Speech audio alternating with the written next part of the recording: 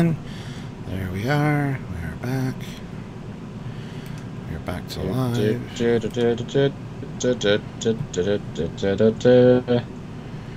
You know, it's one of those things where we do lots and lots of things, and they never ever go wrong. Except when it's live and it's important.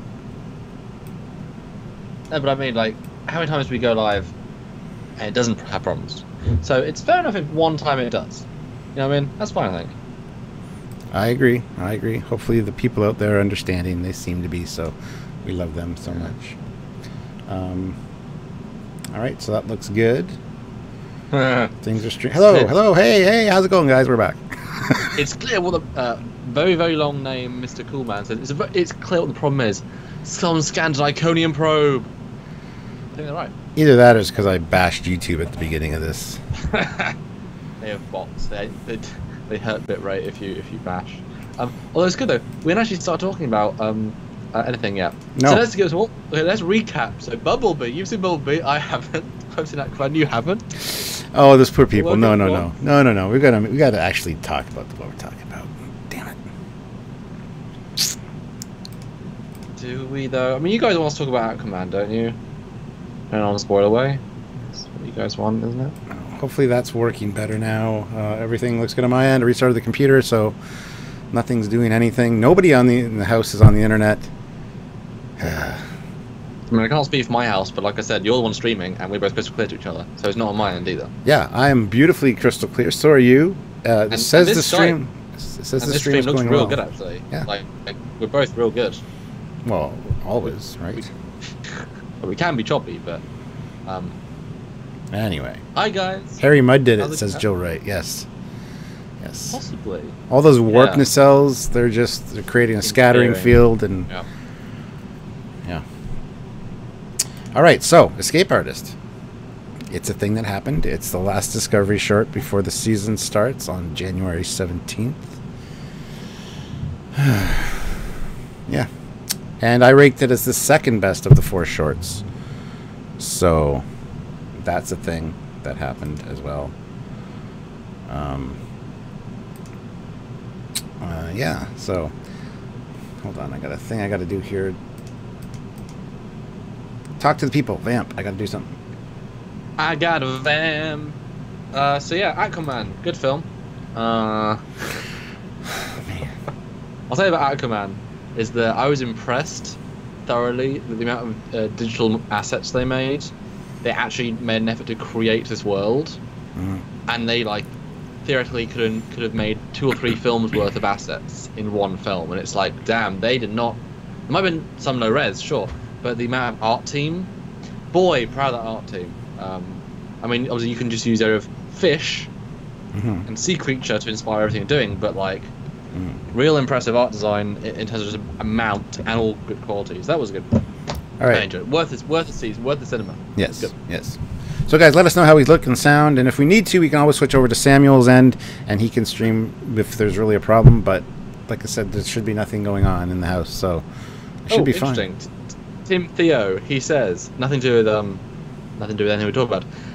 Well, we haven't talked about anything that we're talking about yet. Well, there's only 41 people, so it's not cool. Is that Rotten Tomato gave Bumblebee 93%, which is higher than all of the Star Wars movies except the original, and higher than most of the top 100 rated movies.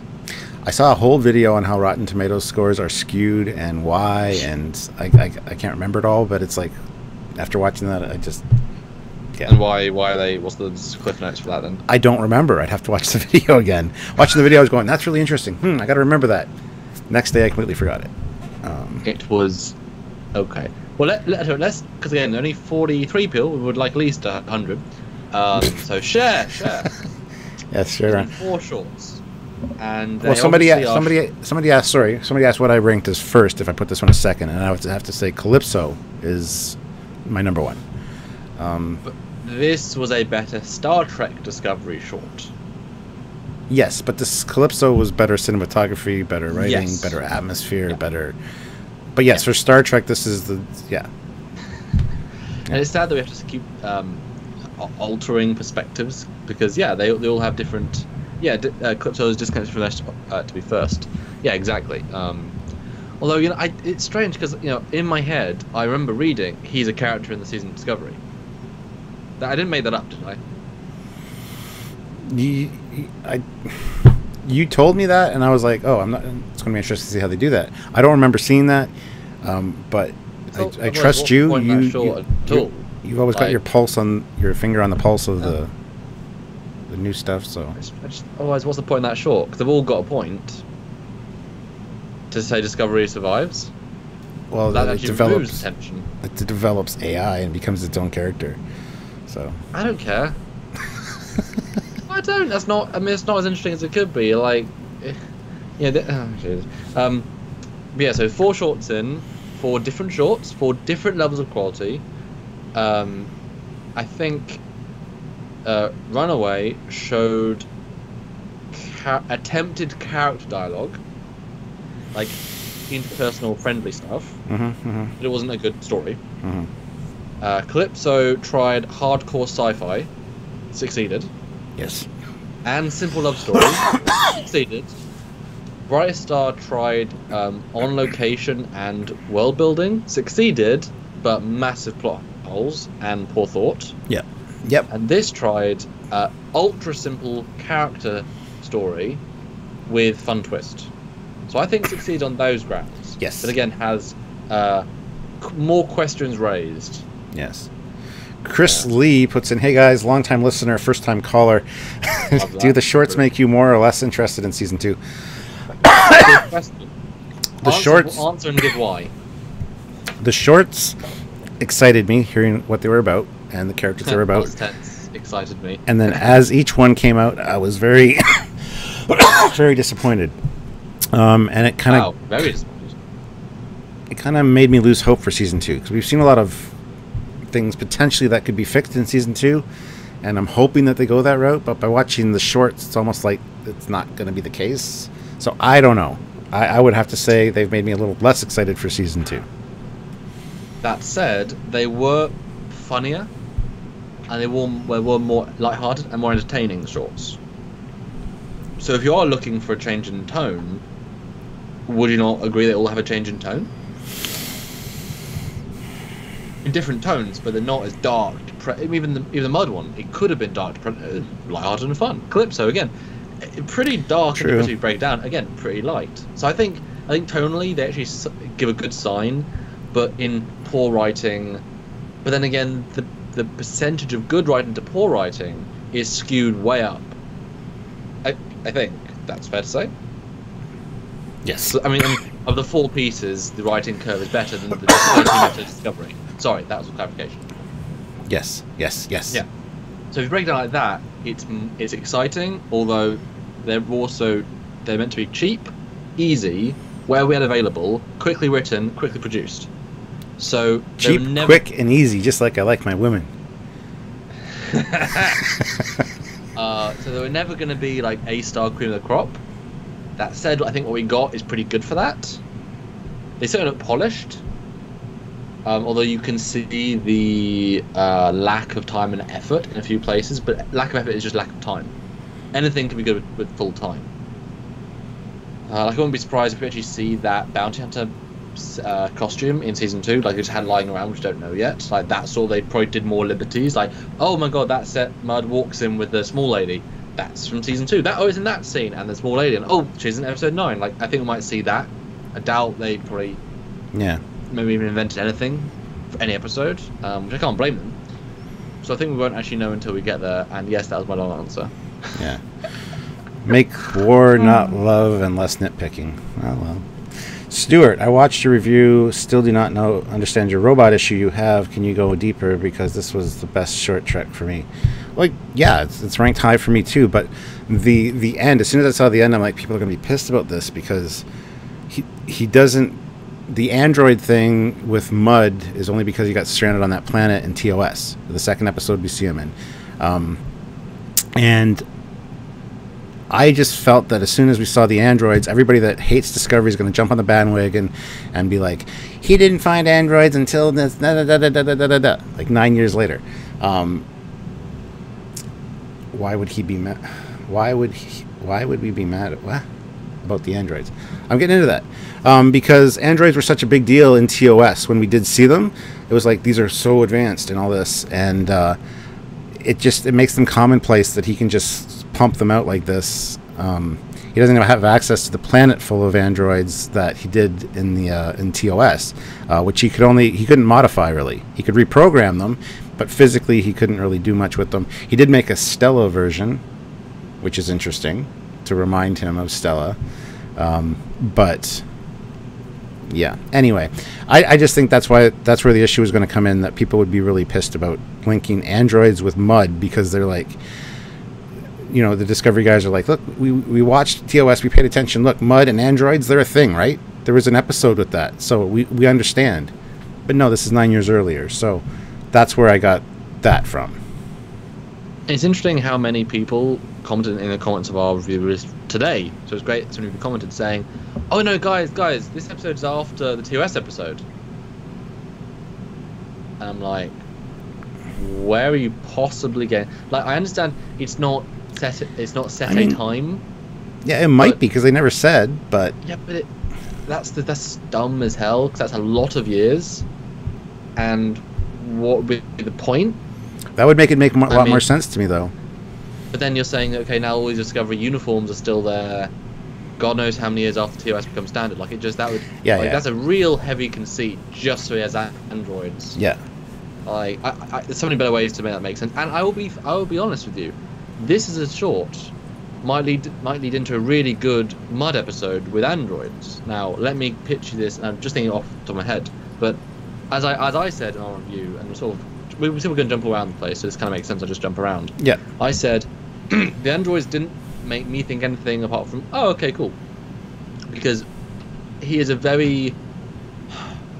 two tones, and I guess 3 animated, but I don't actually see his animated episodes, so I can't call them out. But we know he has a sham drug thing, blah blah, and then androids. But who's to say it's the first time he's been on that planet? Mm-hmm. Who's to say he hasn't already had a liking of androids to then find that planet because he wants to find better androids? So I don't find much of a lost love there, of it could work. So I like the idea that he found technology first, made very basic android. Now, which obviously to that, androids aren't a Trek thing until data, and that's he's going to be unique. Fine, but neither's time wrist. That already was a pretty weirdly specific. So but no, the galaxy's big. I buy that. He could have known about the planet and got some of the technology and gone and revisited it later in TOS and got stranded.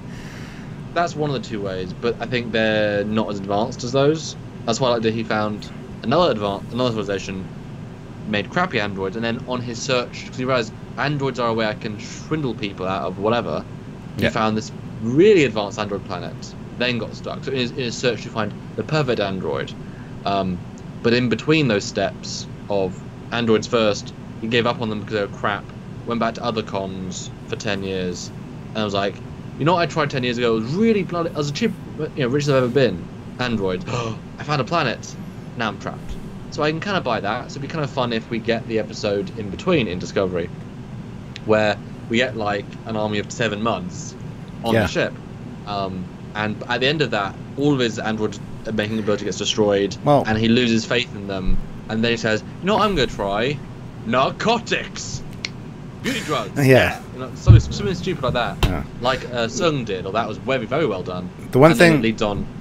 That's my point. The one thing I like is the fact that the androids were very simplistic. They kept saying the exact same things over and over in each scene. Now, we talked about this in our review. Was one of those instances actually him being captured and using that as the blueprint to program the androids? Because we don't know. And that's the cool thing about this episode that I really enjoyed, is one of those instances could have been actually him being captured.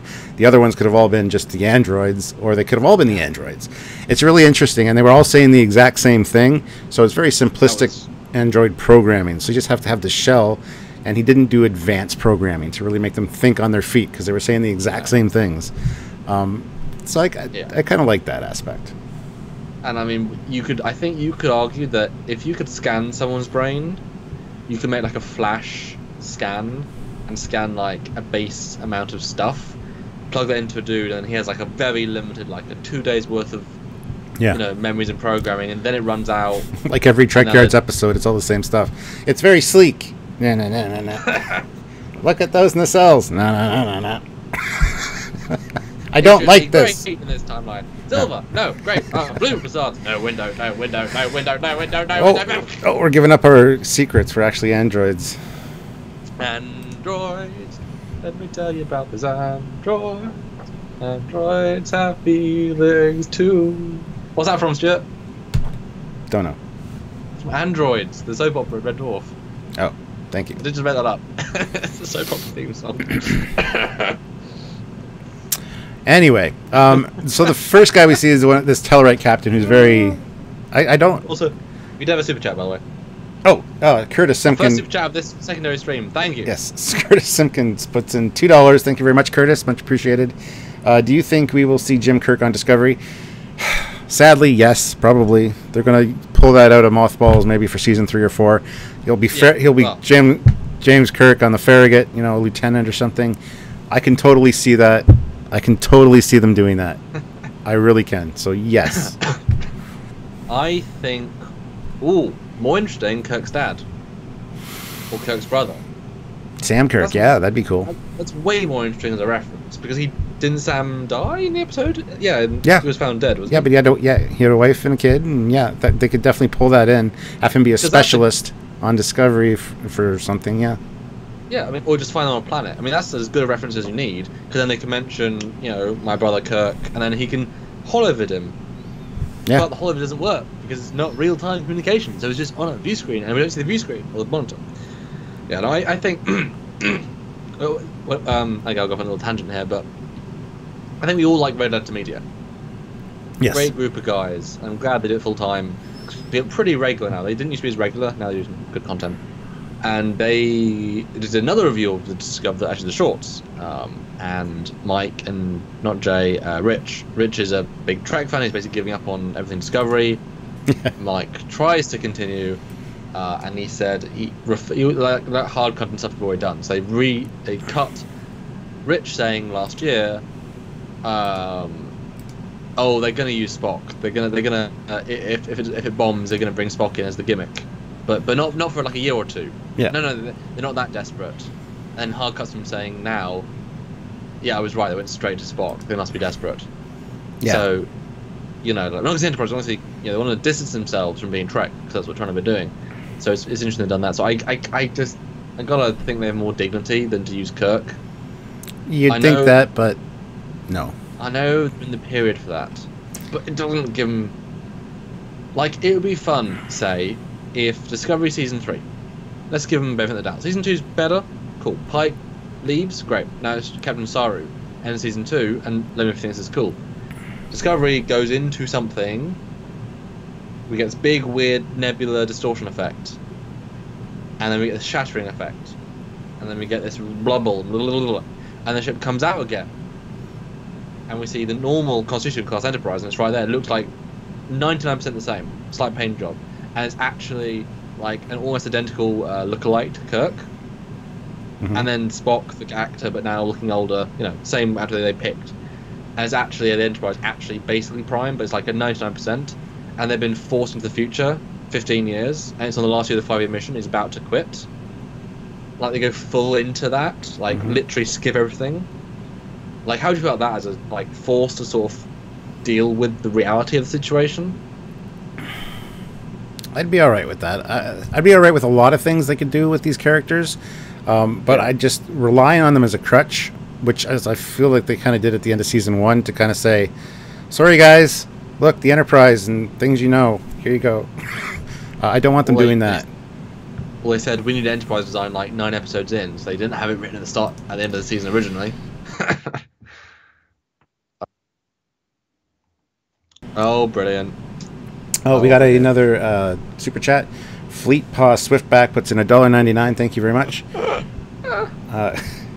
Jippers on the beach. Jippers on the beach. Jippers on the beach. Jippers on the beach. Bonus, please. So many. He wants all the jippers and all the beaches. I'm going to play a bonus video.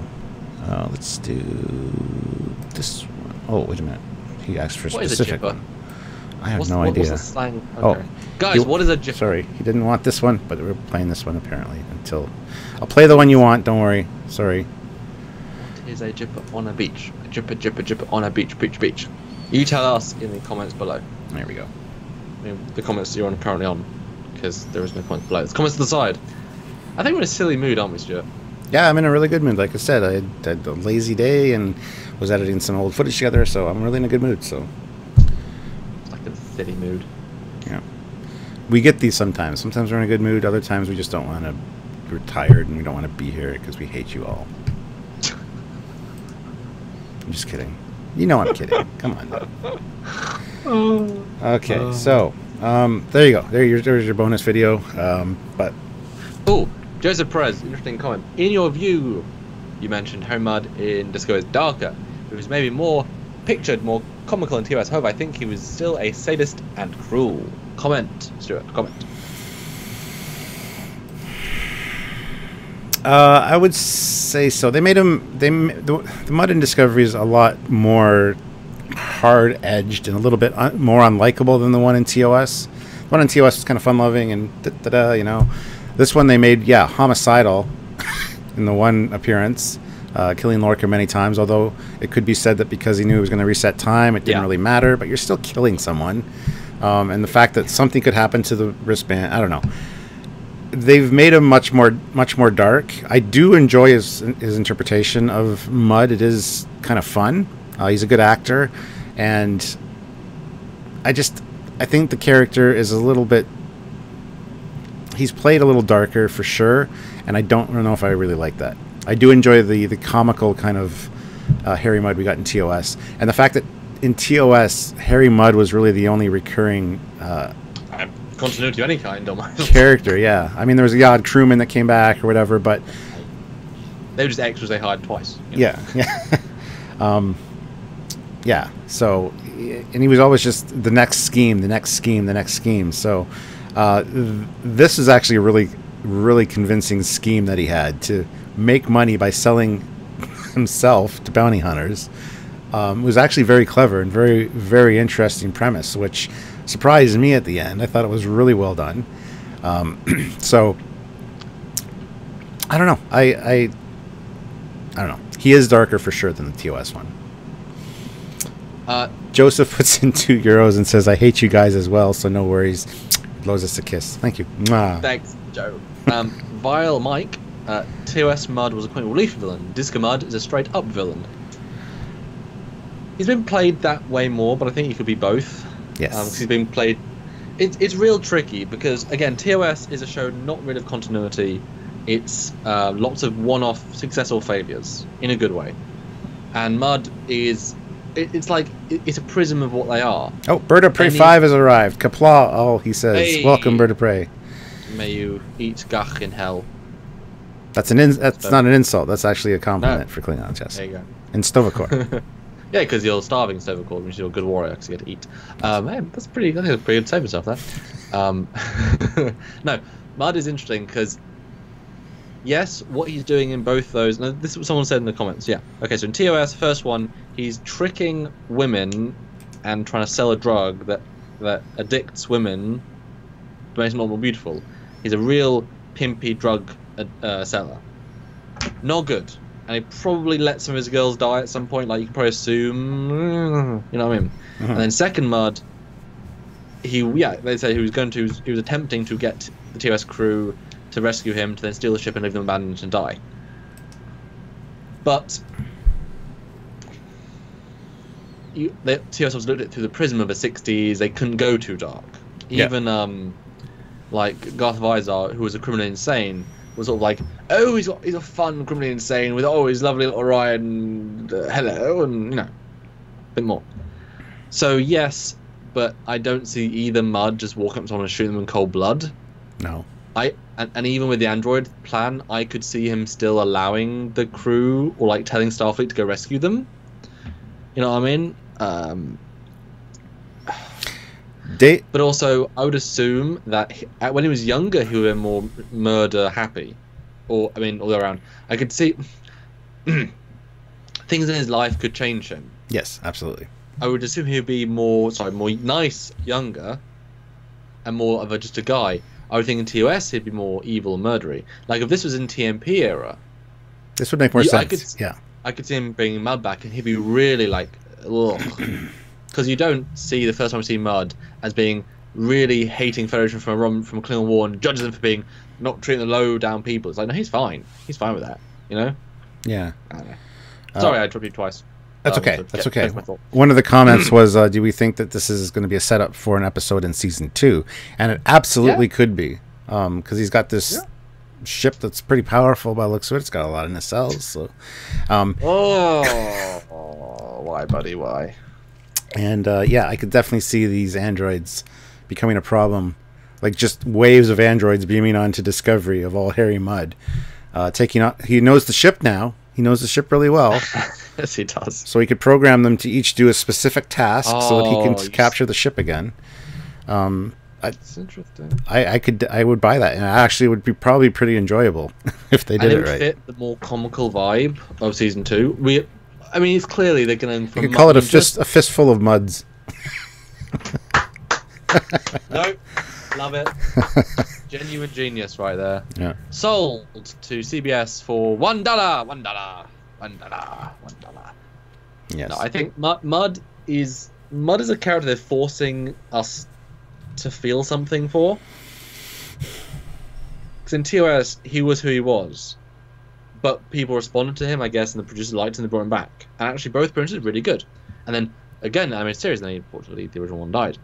Otherwise, they might have brought him back for TNG, just a really old Mud, or like, who knows? G might have loved him so much that they brought him back 20 years later. Who knows? But he's one of the few like, oh look, it's Mud. Here's Mud, but here's our Mud, and we know you like him because he's called Mud, but he's sort of. So I think they're going to keep forcing him because then it's something you can say. I mean, people like Rainn Wilson. I mean, he was in The Office. That's a iconic show. Yeah. He's done obviously other things as well. I think he directed this one as well. Yeah. This short, so he's a good director. Yeah. Although again, it's a real simple character piece, and he was in most of the shots.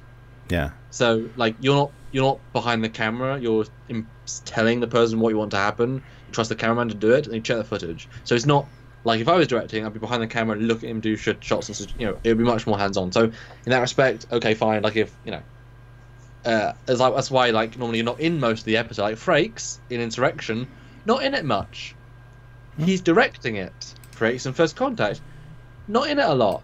He's directing it. Mm-hmm. That's what happens. Patrick Stewart, in the one he's directed, he's not in it as much. So that's the thing you do. Mud, how much was in that episode, Stewart? Well, it's about Mud, so he was in like 98% of it. And he was in it sometimes 9 times the same scene. Oh, yeah. That was a lot of motion passes. Well, we got another super chat, $9.99 from Troy Macy. So thank you very much, Troy. Thank you, sir. Harry is definitely darker in Discovery. However, Mud probably he'll be back in season 2, and he wants animation number 11. Yeah, I could see them reusing him every season. To be honest, I can see him being a constant foil for the crew. So here comes animation number 11 for you. He's a TOS gimmick. Honestly, that's what I would say. And that's not a bad thing. Of all the characters, it's fun. But I mean, if he evolves into that character, but I can only see him being less murderous if the fans demand it and they finally give in. If each season they're forced to be less and less dark. Maybe he gets captured and goes to a Federation rehabilitation, and they take away that part of his personality, that homicidal part, and he becomes much more kind of just a trickster instead of of darker villain. Yeah. And the last time we see him, he should be leaving on a ship commanded by Leo Walsh, because that's his alias in TOS when we see him. Leo Walsh is my name. Oh no, the computer says it's a lie, and he's like, oh, that was the name of the captain of the ship. I felt like I needed to continue his mission. He's like, hey, that's a good name. He could have killed Leo Walsh. We honestly don't know. So there you go. He could be homicidal in TOS as well. So. Well, that could have been his birth name. Dum dum dum. Dun, dun, dun. Yeah. So. This is fun. Yeah. No, this was we saw Tellarite, we saw Orions, we saw some other alien lady. So this incorporated a lot of cool stuff. I really did enjoy this one. It was fun.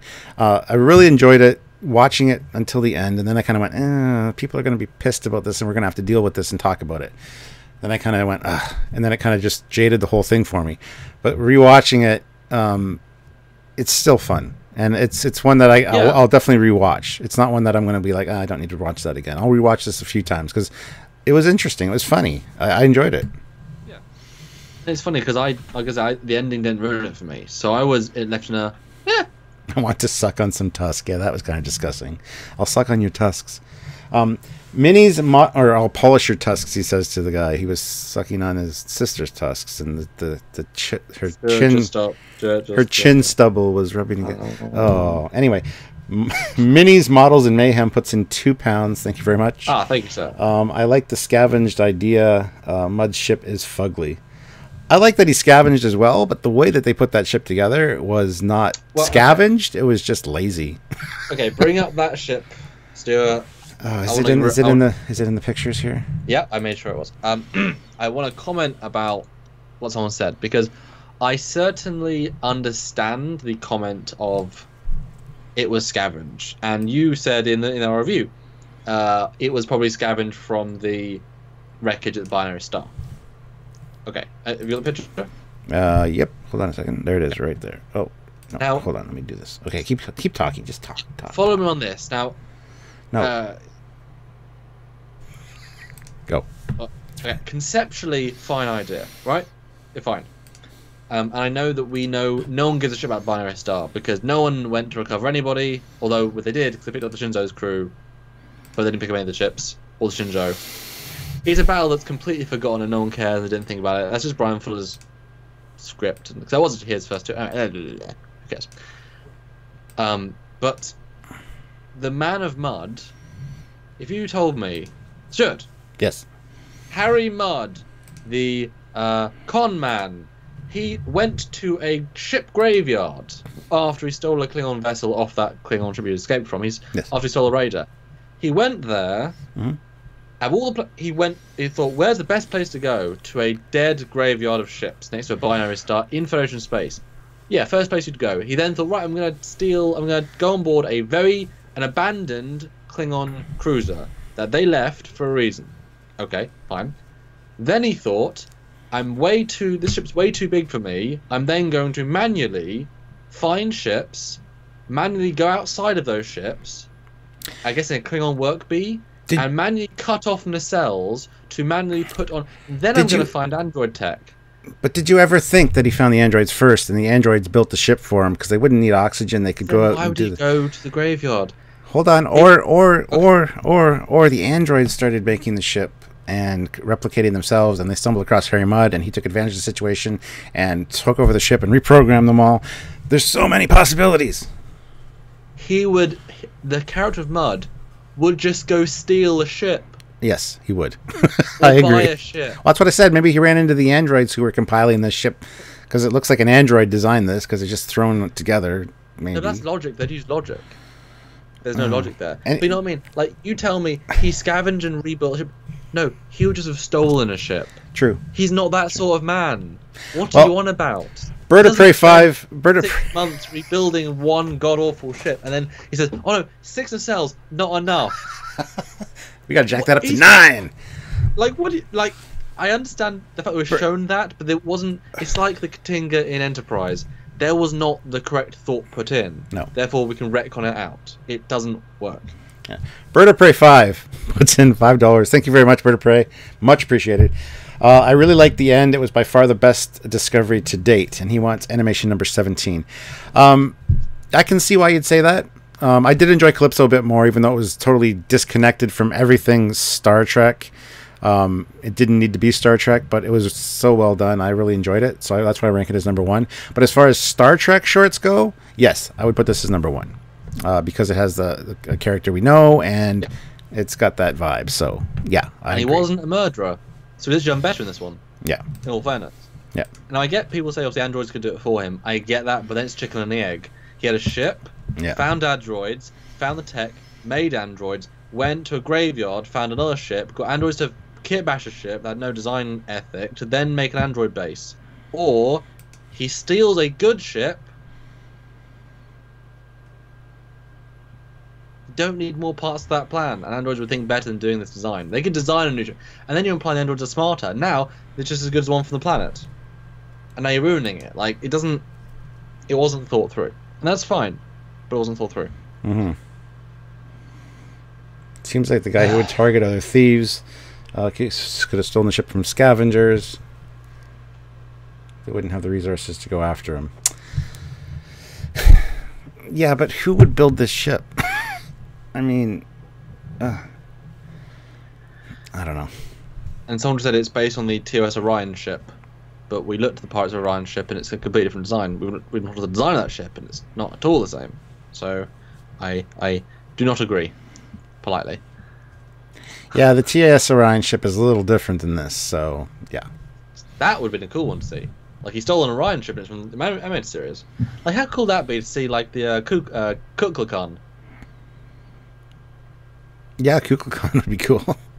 That's a reference no one will get, but it'll be awesome. Can you imagine though the good press for Star Trek Discovery uses lesser known animated series from the 70s or 80s, whichever villain, Kukulkan. It's a dragon. It's like, what? Yep, it's a dragon ship. As long as it gets away at the end of the episode and destroys sensor readings, it's fine. Yeah, well, USS French Baguette, USS Centipede. I love these names. Yeah, so that's one of my biggest problems with this episode is the ship and the fact that I didn't know it was a Klingon ship until Samuel showed me the exact Klingon ship that it was, and I'm like, oh, really? I ruined it for you, didn't I? He did. I got that reference. I understood that reference, says Defo77. I think he's talking about Kukulkan. Hey, good. As you should. It's and go watch your episode. Yeah. It's good. They made it go, says Car Galaxy Studios. Oh, that would have been amazing. I can see it as a Packlid ship for sure. Oh my god. The evolution of the Packlids. They're like we found ships in the graveyard and we just started putting them together. Oh.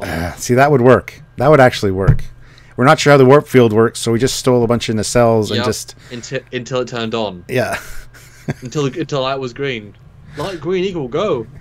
God, how amazing would that have been though? At the end of the episode, all the androids, and then a big Packlid walks on the bridge and says, "Maud, are we going yet?" He's like, "No, go ahead, Hendrum. Keep building my flagship." Like, okay. Yeah. Packlid's dumb. Use androids to make ship. Packlids want speed. Yeah, I can see that. Absolutely. Instantly. That's a wonderful reference. That would be brilliant. Yeah. See, guys, we are smarter than Packlids. Well, yeah. Well, we try. So let's pick something else in this episode and talk about it. Let's make more things go, because this ship is a sort of a dead topic in a sense. Right, let's look at the Tellarite Bridge. Let's have a little gander at that. What do we think? All right, well, let's go back to the Tellarite Bridge. It looks like the inside of like a disco club. It's with the neon lighting. It's just, and the fact that it's, I mean, it looks almost Klingon-esque with the big barrier, with the big bulkheads and things there, but yeah, the fact that there's actually a window again, and not a huge window, a tiny window, bugs me. It's like, why have a window? Just have a big view screen the size of the wall. Yeah, couldn't afford that. I mean, yeah. I'll be interested to see what they've nicked this set from. That's the real question. Like where is this a redress of? It looks like the prison cell. It looks like the prison cell from that Lorca and Ash were in on the Klingon ship. Oh. So you've got the same colored lighting, the orange lighting. It's going to be a Klingon something. I mean, it's going to be Klingon something. Maybe it's like a spare room in the in Laurel's garden. Yeah. Which is a big room. Although, in the one picture here I have up there's schematics on the view screen on the side, so we get to see what the ship looks like. Yeah. Which is interesting. I mean, yeah. I saw those obviously during the episode. But there's not much to talk about. No, obviously not. In terms of design, but they designed a new ship for that. I mean, it's uber simple, but I mean, nice attention to something. I kind of thought it was the exact same ship with the warp delta. I thought it was that ship, but they just couldn't be bothered to change schematics. But it is a different ship. Yeah.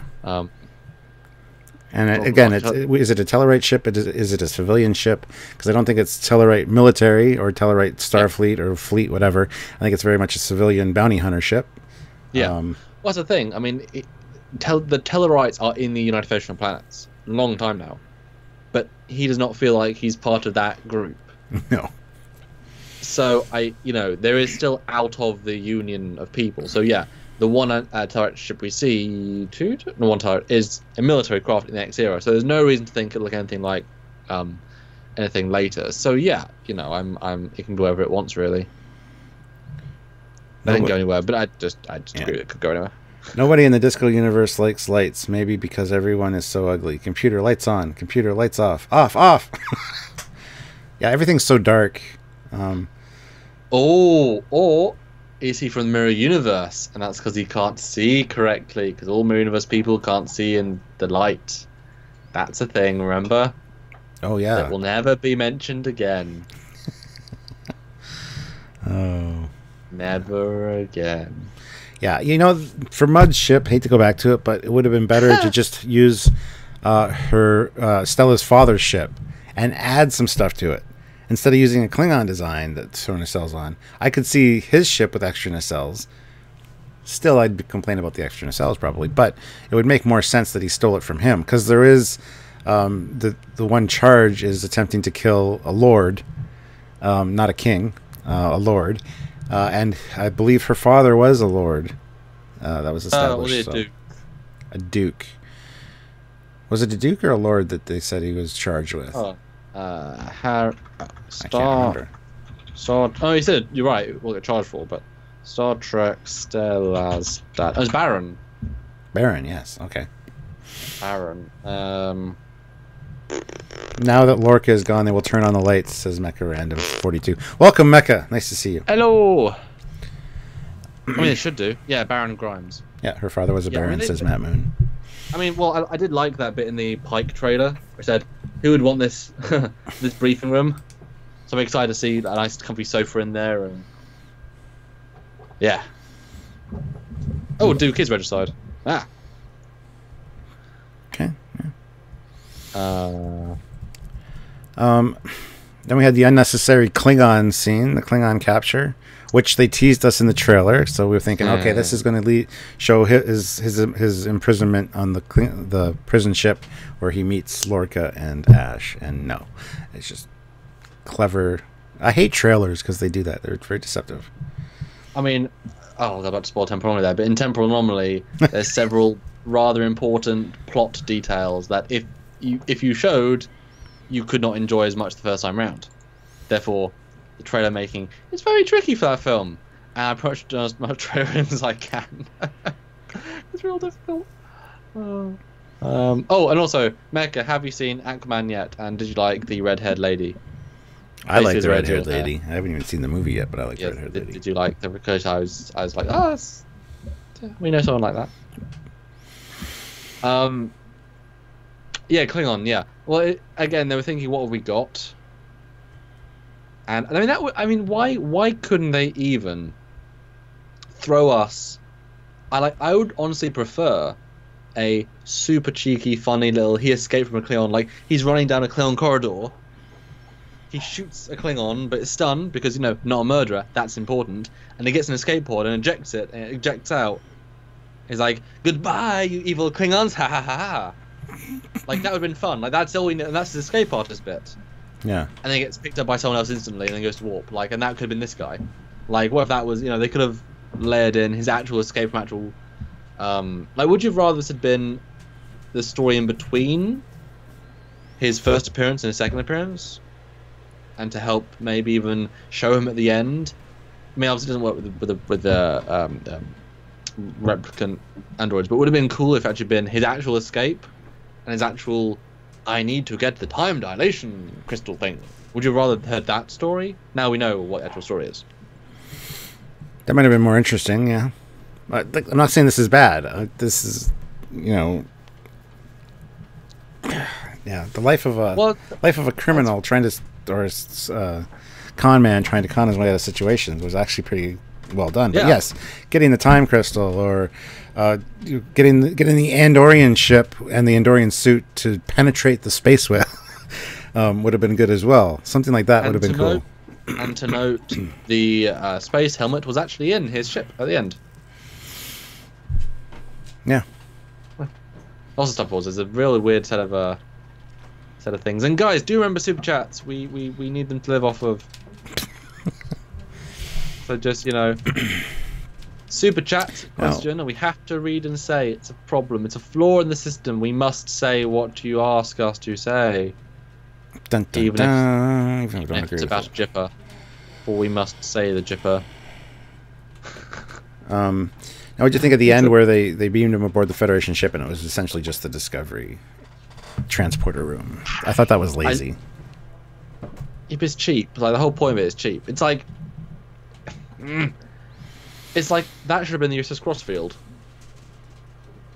Just bumming around, and it's got a filled-in saucer, and it's just, the ship in range. The test bed for the drive, and we see every... Oh, that's cool.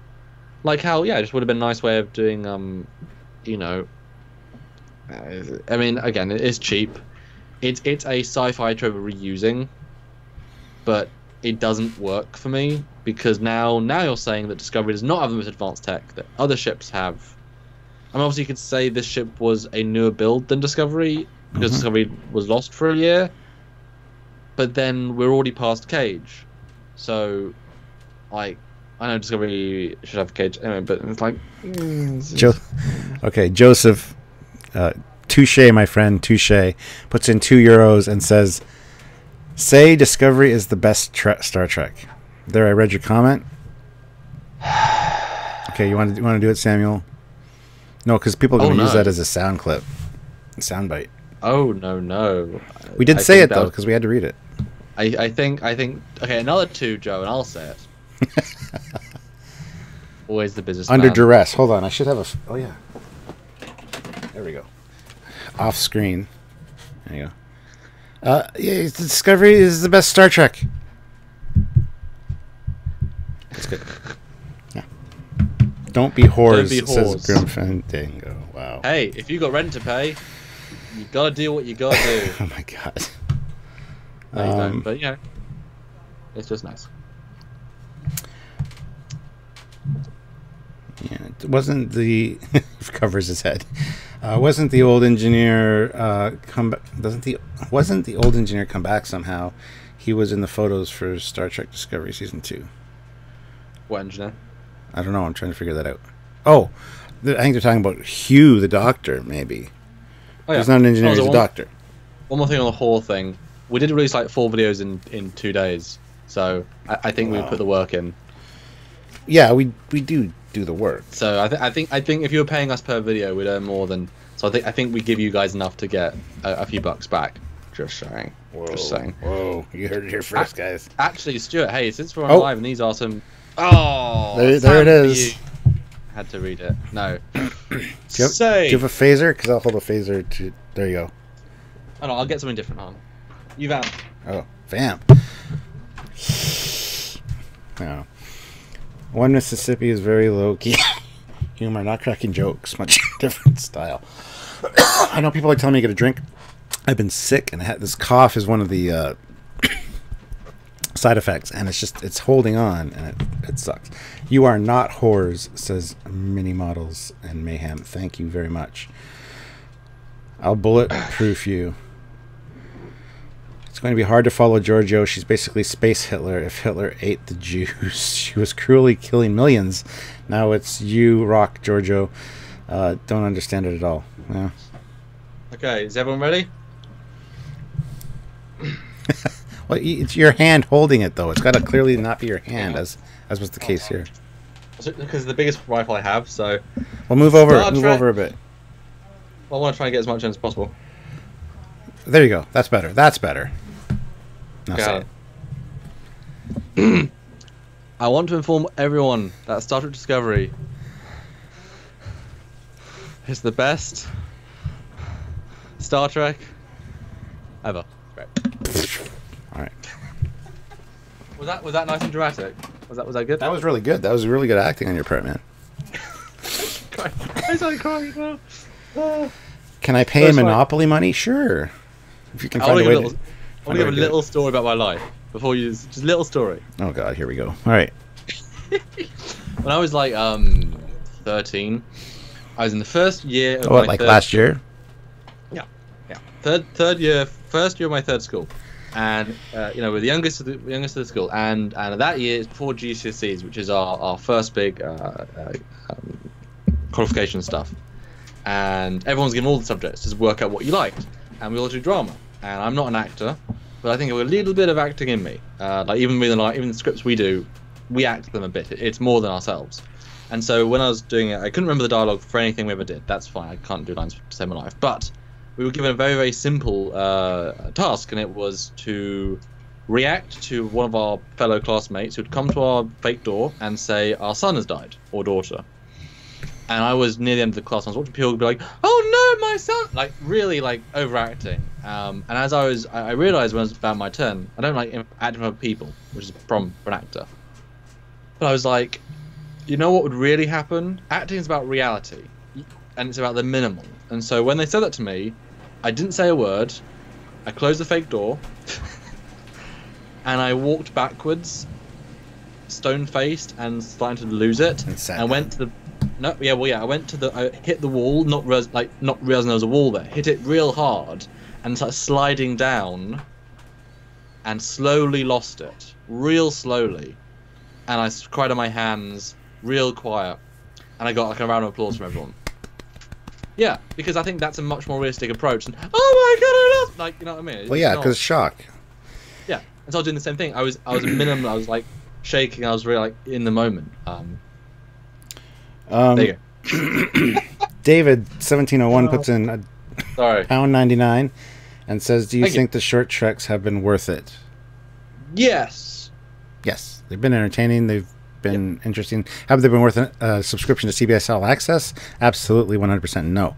But considering I get them for free here in Canada because they're just on the Space Network, they're fine. Would you rather have 4 different shorts? No, 3 different shorts. The Sorry one was worth it, just should have been written slightly differently. Would you rather had 1 or 2 10-minute or 2 30-minute episodes? Yes, probably. Yeah. Give them more time, give them more budget. That I'd probably rather than 4 15s, if I'm honest. Yeah. Anthony Washington puts in $10. Thank you very much, Anthony. Thank you, sir. Did you know the Battle of the Binary Stars is tied into the prophecy of Kalis?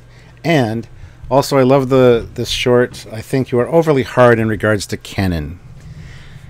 Cannon with 2 ends. Cannon, we're talking about, only has 1 end. Cannon with 2 ends is a weapon. Which in itself is being too hard about spelling of canon, but I get you. Well, that's what I do. Sorry. We're not too hard on canon because they told us it was prime timeline, so it should follow and be truthful, like very faithful to it, like Deep Space Nine, like TNG, like Enterprise. Whenever they revisit this era, they really pay it some love and they make sure it looks right. They're telling us this is the same thing, and it's not. So, if you set up the rules and then do different things, then we're going to call you out. It really is that simple. And if you want to visually root it, don't say in tweets by Brian Fuller, we're going to update a few things. Say a press release saying Season 2 is a complete visual update of 1960s Star Trek to modern standards. And we'll say, okay, cool. Cool, yeah, absolutely. Did a good job. Do both. Don't play both because you're losing both sides of it. Even if it's obvious to everyone, that's not what you're saying. And you keep saying every season, it will visually link back, fit in, and pull in with TOS by the end. Don't say that if it's not going to, because now you're telling us it's now early TOS era, which will evolve into TOS. But you can't say that because it's obviously not going to. So you set up the things, and we are calling you out for that. Yep. If you had just said one of the other things, believe me, Trekyards had a much more boring time of it. If you had said alternately, we have a lot more fun discussing it because we have to put canon to. Yeah, if they said it was just a rebooted TOS timeline or a visual reboot of the TOS era, we'd be like, you guys have done a fantastic job. Maybe this is something we have a little bit of nitpick about, but we wouldn't be like, this is just wrong. This is a little right thing you did, you know. Or if it was alternate reality exclusively, like, okay, it is what it is. Yeah. It is what it is. Fleetpaw Swiftback puts in $1.99. Thanks, sir. I didn't. I only thought 2 of 4 of them were good, and he wants animation number 12. Which 2, sir? Which 2? But I think we know which 2. I think we know which 2. But here's animation number 12 for you. And I somewhat agree. I didn't mind Saru's one so much. I mean, it was kind of interesting seeing his, more of his people and his planet and stuff. That was kind of cool. But as for Runaway, and this is odd coming from me because I'm a huge Tilly fan, I was really looking forward to that one, and it was the first one, and it was the worst one. It was not one they should have released first, in my opinion. Oh, Timothy O put a donation to our website, Stuart. I want to go check that out. Well, that will be... Hold on. Yes. I can do it quicker if it's less quick for you. No, it's all right.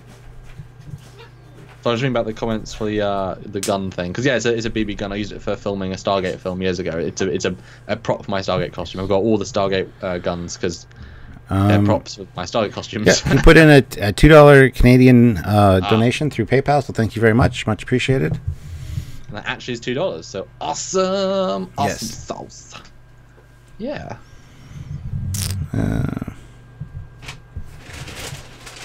Yeah, you guys are mild but fair criticism. There's others that, well, rapid rage would be a fair description. Yes.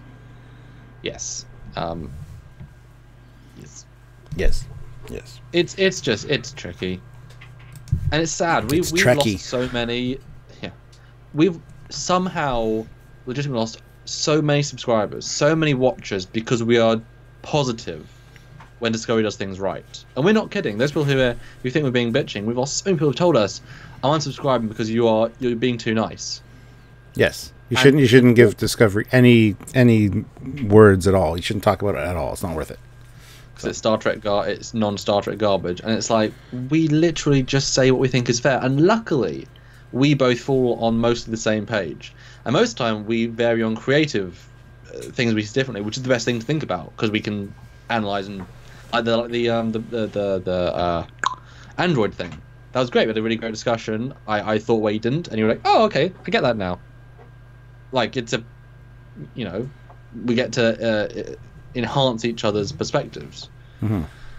So it's weird. It's real weird.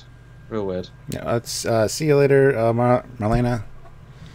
Do you think they are trying to tie in TOS into this season? Yes, I do, because we've already seen a classic D7 hologram anyway, and more Klingon-looking Klingons, like with the ridges. So yes, and hair. And I think that they are trying to make a few course corrections. And great. I mean, listen to the fans. That's cool. Because that's how shows grow. I unsubscribed to everyone except Trekyards for the very same reason. Fair, says Jill. Wow. Well, Jill, you're just awesome.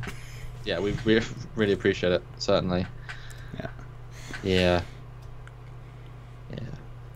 You know, it's funny. The the Chuck show. No. Comedy. I haven't talked to you about that before, but it only got seasons 3 and 4 because the fans wrote in.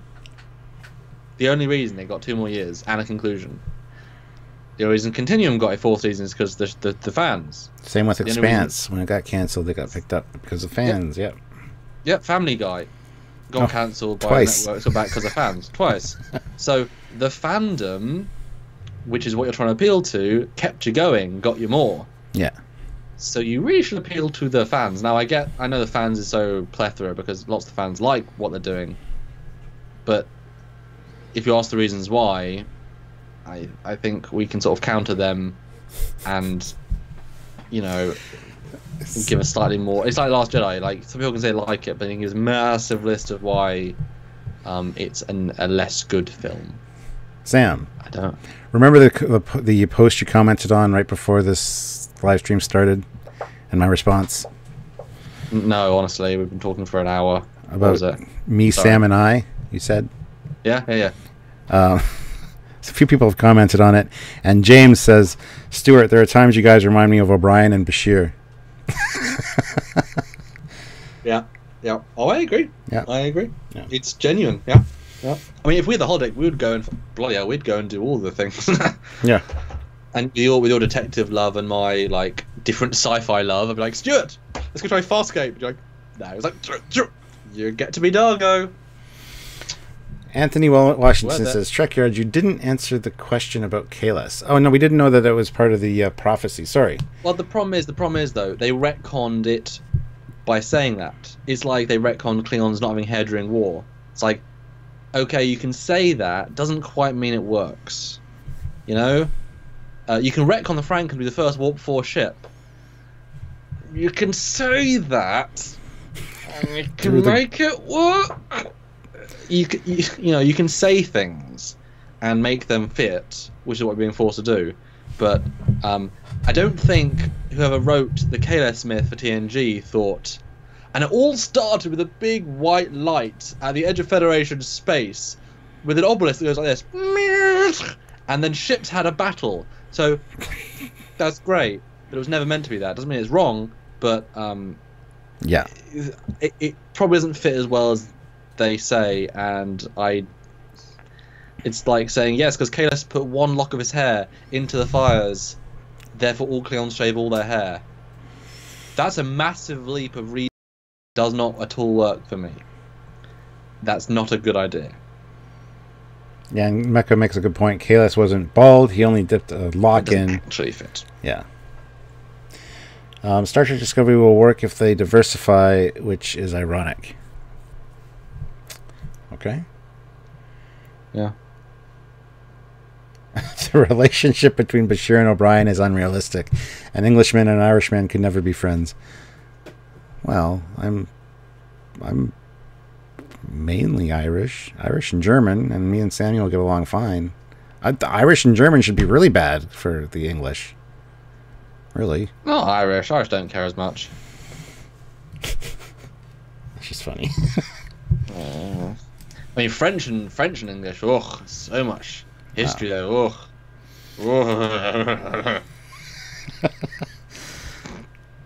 Oh, anyway, no, I gotta give them kudos too to the end when you see all the Harry Mudds, the nice the nod for TOS, the little he was wearing the original TOS getup that we saw him in. Although not identical. No, But real close. But a nice visual update and representation, but still holding true to the original.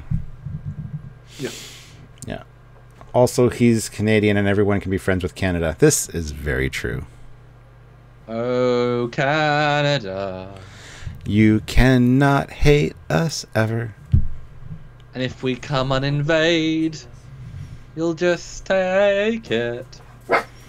We'll just dump maple syrup on you and cover you in like ice shavings and have the moose lick you till you laugh. I was gonna say, yeah. Just throw army mooses just to like bump into us. Or maybe we'll drown you in gravy and cheese curds and call you poutine. Poutine? As you leave. Poutine. Canada burned down the White House once or twice, eh? Right? Yes. And it was great before. Jesus. It was more like the British, but yeah, we'll take that.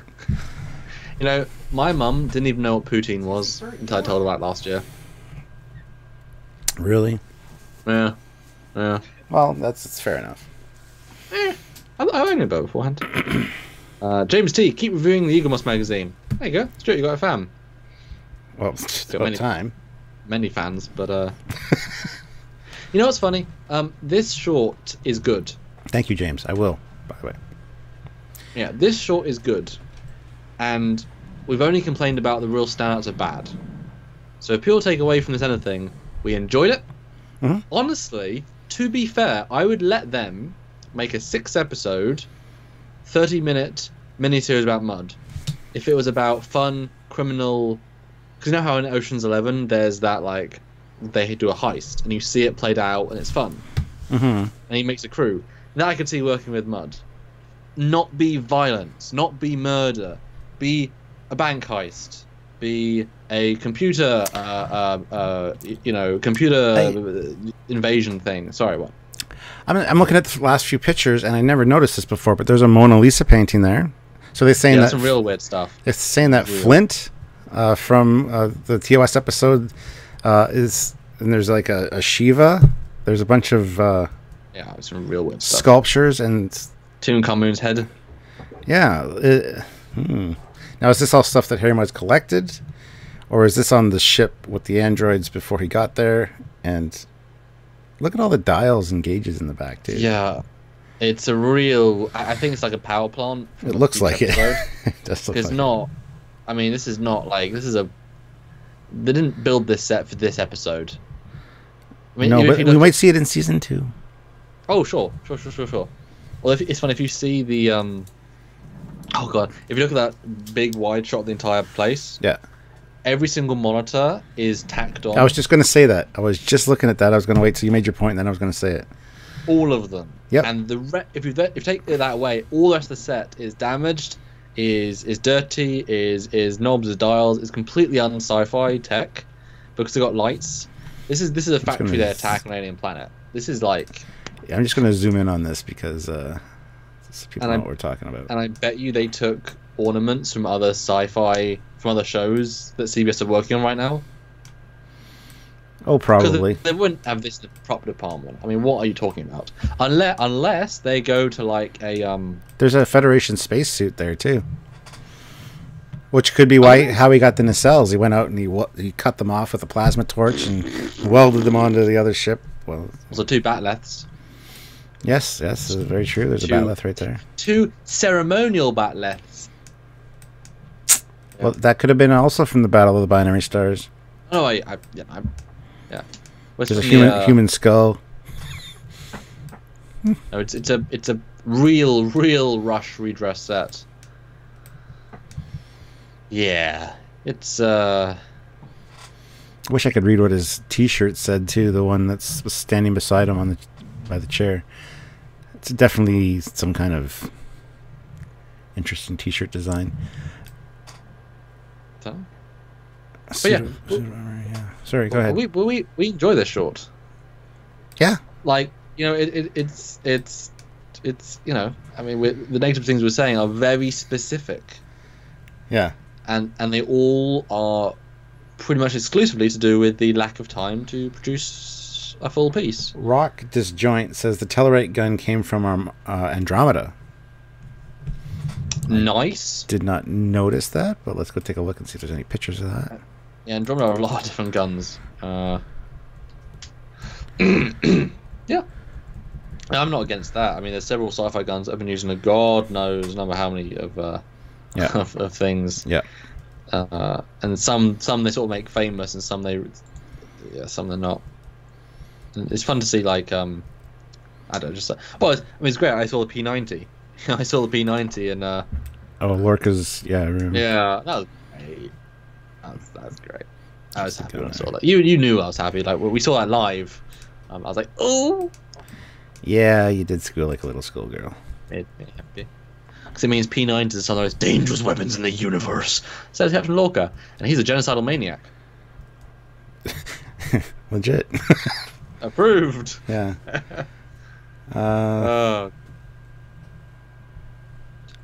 Wow. Looks like he's sitting in a dentist or barber chair.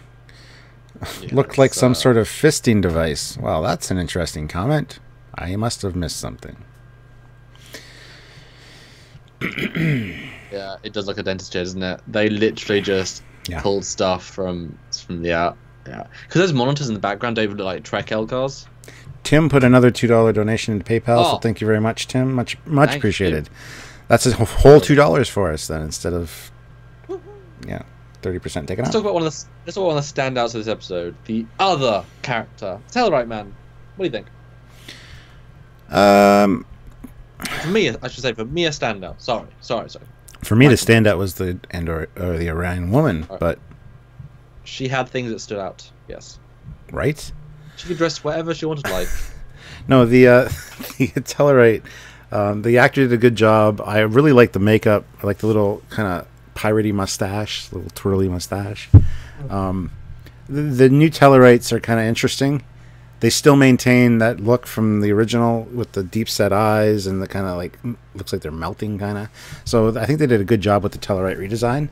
And there's a few different versions we've seen, even in the Mirror Universe, like longer tusks and different looks. That dude's tusk was huge. Yeah. And they had one that was massive.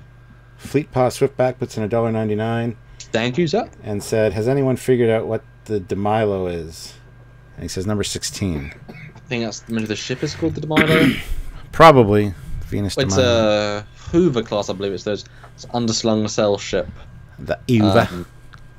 Let me send you a still of the ships. I think I think Pixelmundo was an image. I think I still have that image.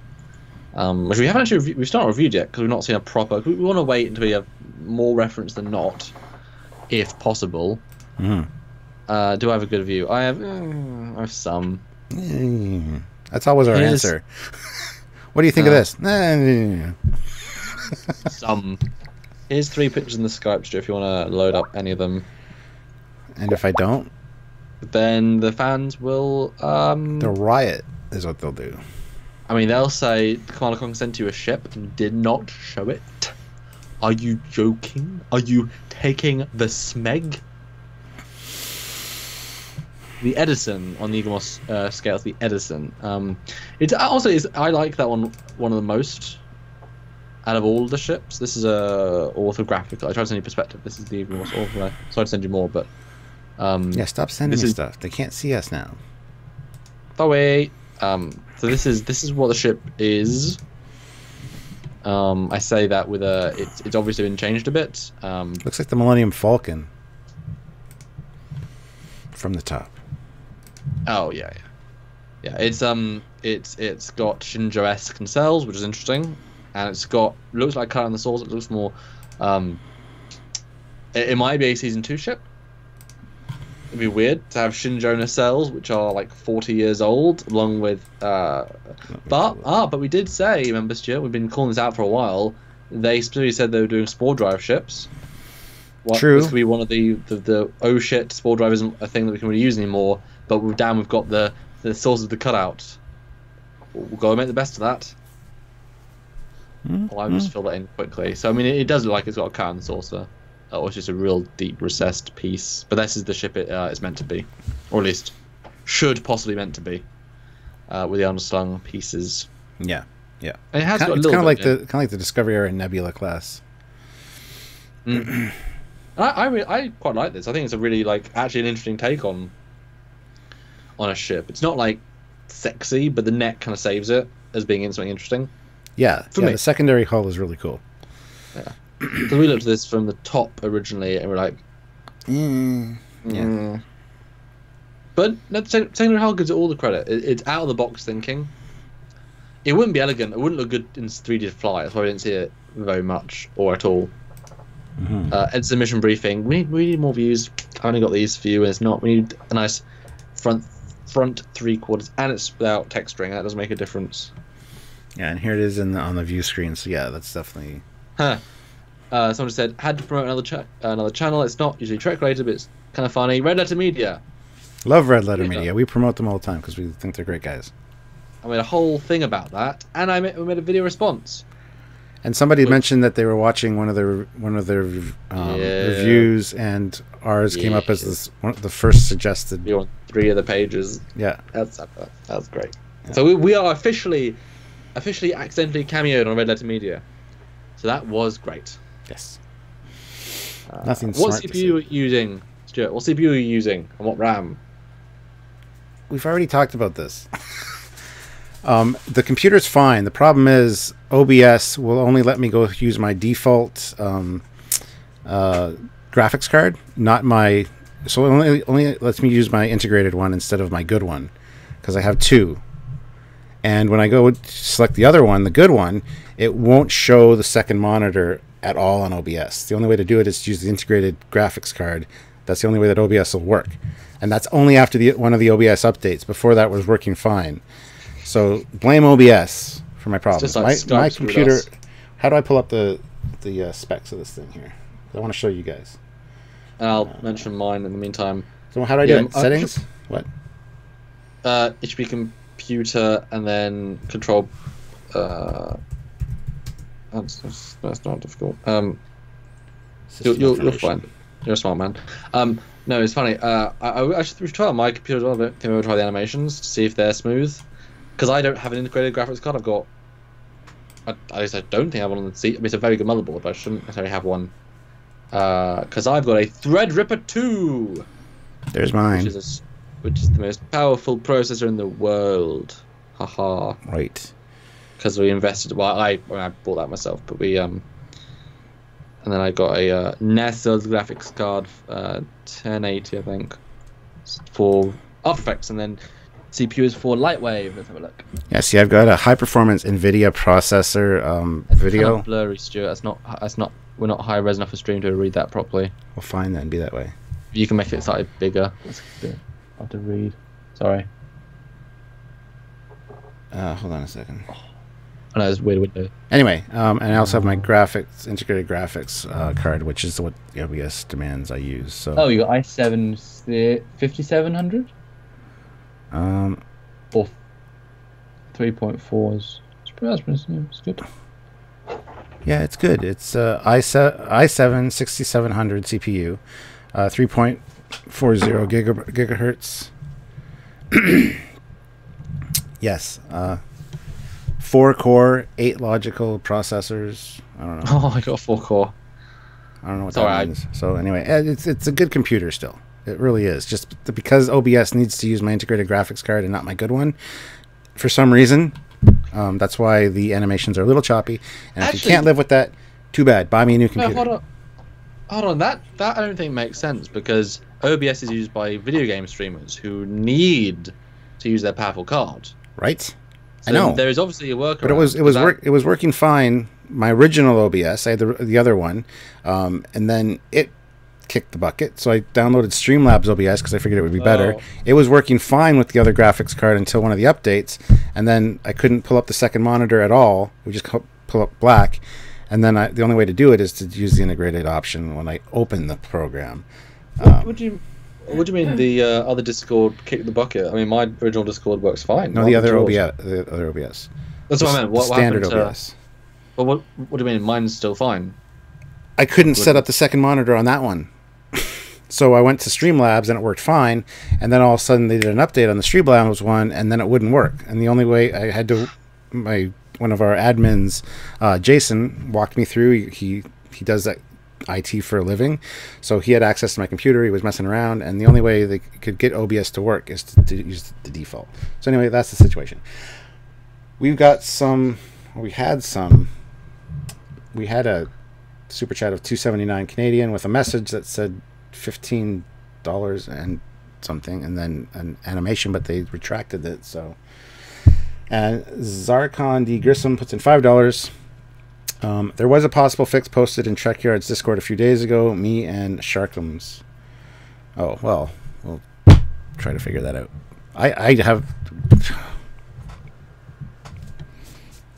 the animations run fine on my end. It's like our streams are nice, crisp, clean, all nice things. Ooh, Windows 10. I'm sorry. That's what I have. Works fine for me. I think it might be your CPU that's the issue. 4 cores at 4 gigahertz is not much when running several programs. I'm not running several programs. I'm running OBS. And Skype and Chrome and VLC. It's like, and I've only got the 16 simplest gigs. programs. I've only got 16 gigs of RAM. I should upgrade to 32. Oh, that might only help. 16. Dude, that's more than enough to run those 4 things. That's what I figured, but people are complaining. Yeah. So, the super chat asked for animation number 5. Okay, thank you, Jill. I will play that. So here's animation number 5 for whoever donated that. I don't know. And Fleet Pass Swiftback. Y'all missed my last one. Oh yes, sorry. Enterprise Andorians versus Discovery Andorians, and he wants 14. So you do 14. I will say, Enterprise Andorians were more thought out in terms of being the Andorian race of TOS. Discovery Andorians are more thought out as to being an alien race. Yeah, I would agree with that. I do like that the Enterprise ones were the first ones to introduce the movable antenna, because the one we saw in TNG was ridiculous, and the one where Data was picking a... It's not great. No, it's not. So, I got to give Enterprise a lot of credit for their Andorians. Never came back. There's a reason for that. See, if people don't like things, it doesn't come back, you know. Yes. So let's see here. Load the ships in the back. Enterprise Andorians were visually and story-wise far, far better and more interesting. So far, yes.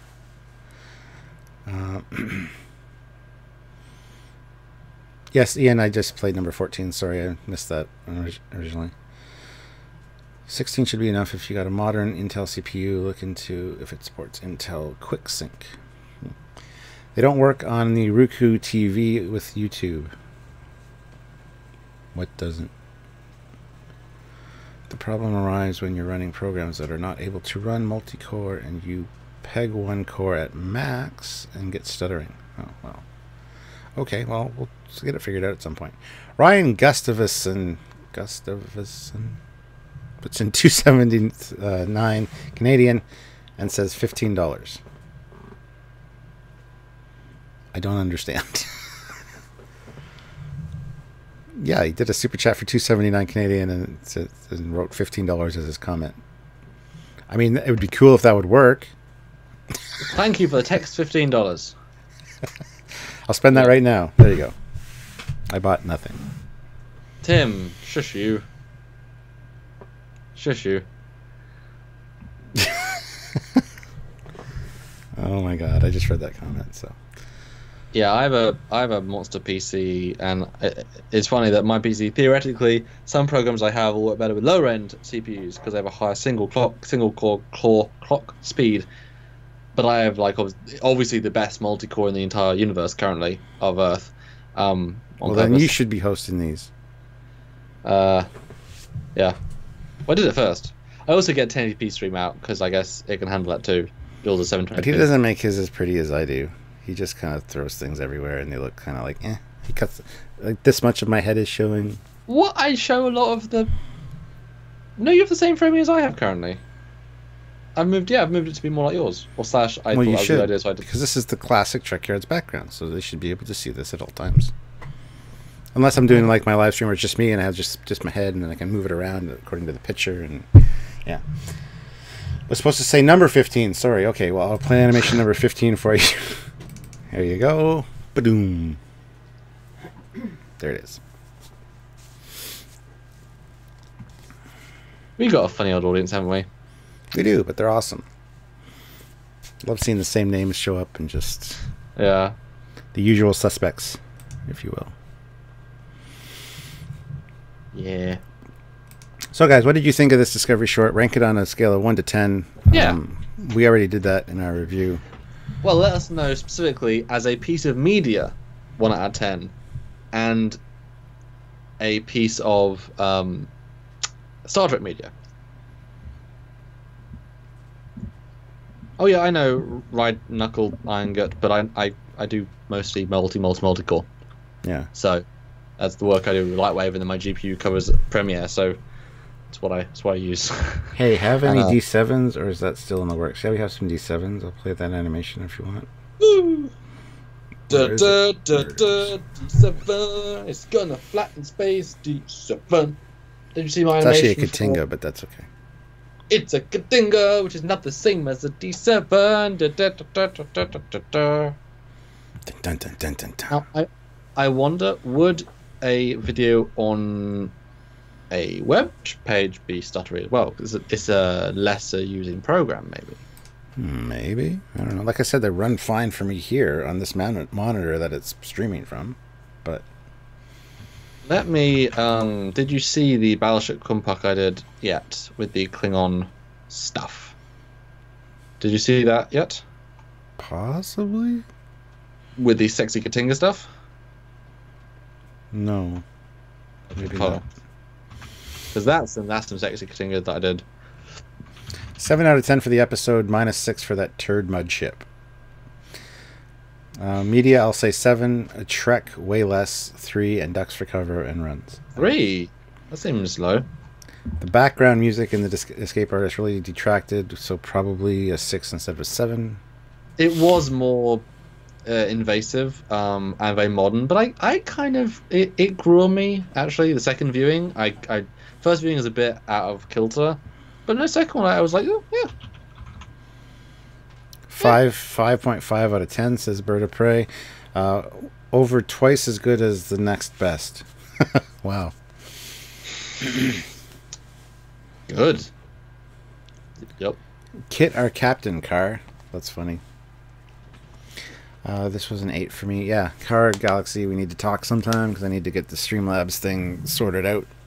Learn all the tips and tricks of Streamlabs so I can be fancier. Tips and tricks of the trade. Right. Okay, let me see. So I want start code. It should be start at. Oh, I'll send it to you on Facebook then, I guess. Sure. That's reliable. Okay, play that and make sure it's animation goodness. This is a special Katinga for you all, because everyone loves a Katinga. How can you not? Well, just give me a second. I gotta like, yeah. Dun, dun, dun, dun, dun, dun. Do that. But what do you guys prefer more, the D7 or the Katinga?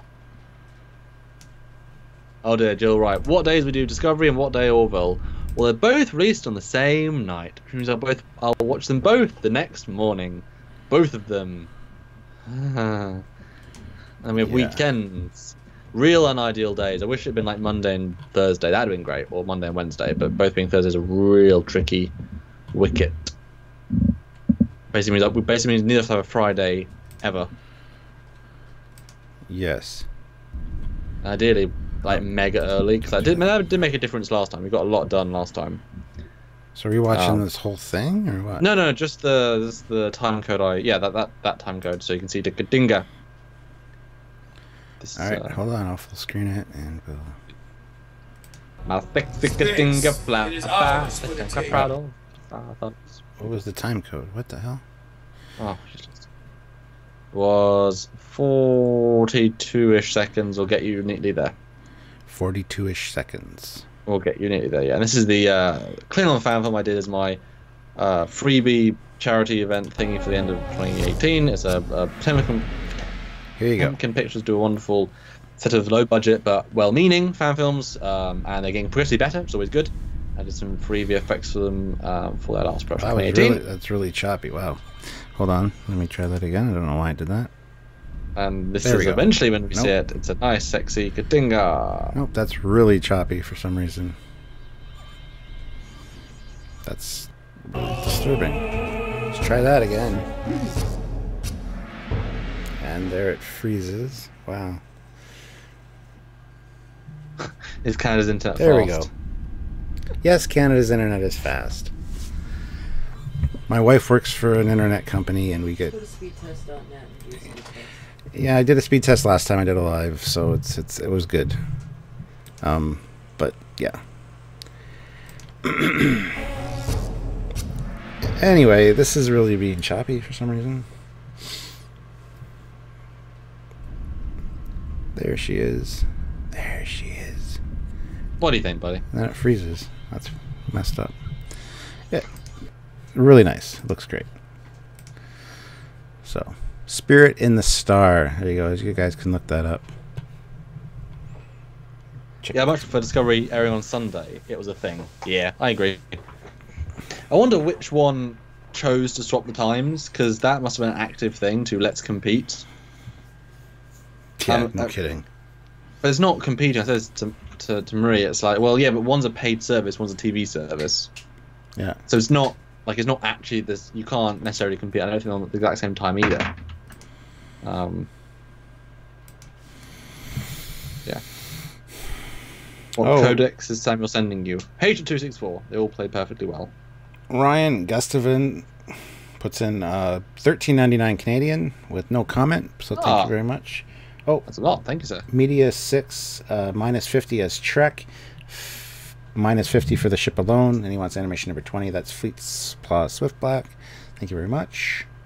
I will play animation number 20 for you now. Tim Theo, speaking of fan films, did you see the new Galactic Battles? Real question, Stuart. How many people sent you Galactic Battles? About 15. That's the real question. Yeah. And who sent you first? I don't remember. Yeah, I just found it first. Yeah. It just came up on my feed, so I just saw it on the YouTube feed. Yeah, it was great. It was very clever. Makes you appreciate that what you can do with interiors and extras. Also, I think we'd love to do something like that ourselves. Just no time, no money, and not the infrastructure. Jill says, I sent to PayPal because I didn't have any comments worth saying out loud. Well, even if you do, You can tell us you sent a PayPal. We'll check, and then we'll read your comment that you put in the chat. I mean, that's cool. Even if the comment is, I got no comment. I got no comment. Go back to work. Yeah. Go back to work. Let's see what we got. Jill sent us $5. So thank you very much, Jill. Well, $4.95 because PayPal did take 59 cents. That's. Well, yeah. I missed the last live stream because I was sucked into watching Orville. Well, now your thoughts on Rel Solus, assuming that the D7 is a Starfleet designation and not a Klingon name. It's possible that D7 is just a designation for the size/role of the ship. Ships of similar size role could all be D7 types. Thought.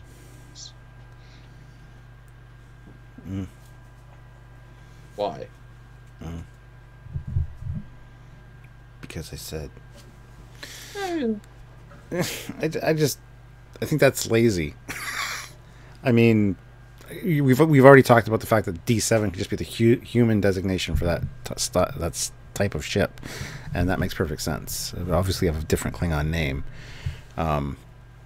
but I mean, there would be too many ships that would be too similar, especially in the the Klingon fleet that we've seen established in Prime. Well, and can you imagine a tactical battle with the Klingon forces? Oh, Captain, sir, what are we seeing at? Captain, it's a D7.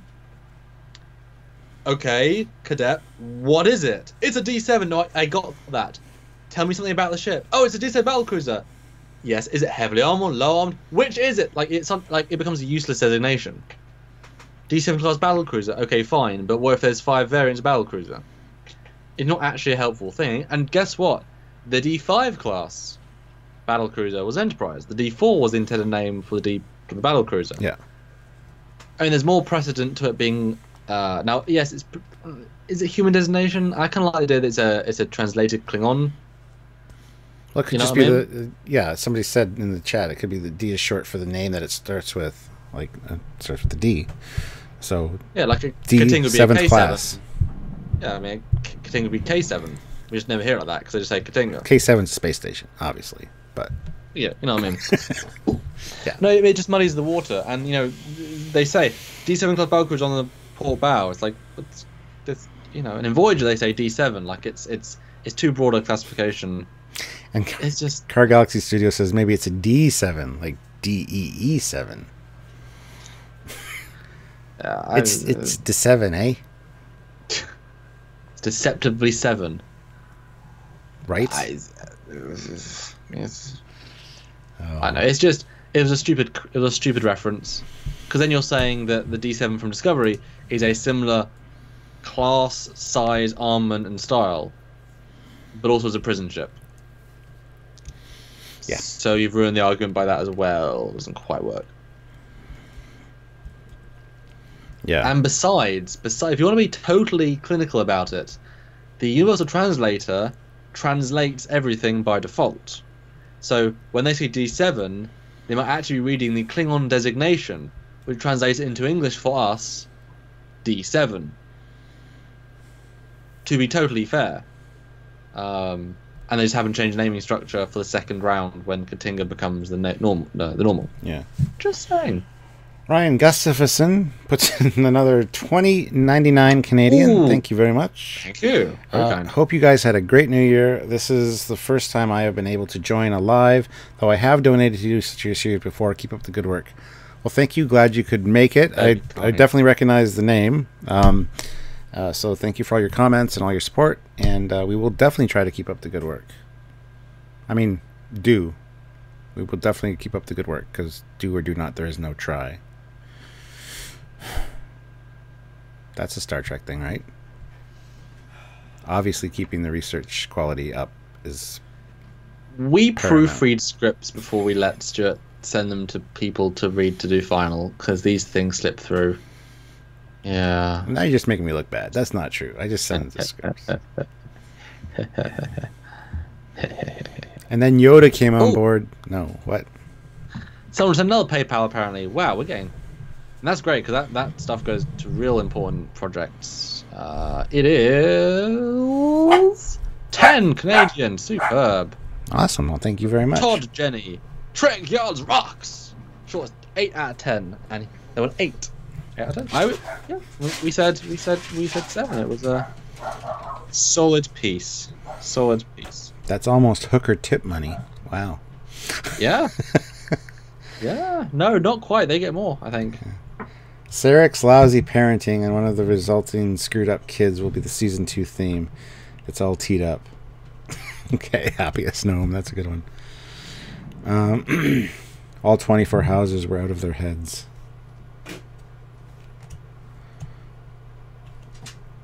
Uh-oh, the dogs want to stream again. Well, the dogs just hear noise upstairs and they're stupid. Well, they're doing their own stream. It's called Woof Woof. It's a real artsy stream. Yes. Yeah. Mud, Mud looked like a hooker. What, when he was still on the black screen of FanFilm, by the way. No, I'm not. I haven't been for a while. Oh, I paused the stream. That's why. Yeah. Sorry. Pay attention. Yep. Okay. So I was going to ask a different question, but do you think No. it doesn't make any difference really?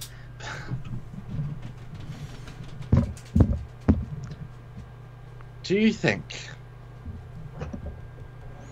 that these stories inside of this main story will happen at the same time or different? Oh. That'd be cool if they all were at the same time, but they couldn't because Calypso. What?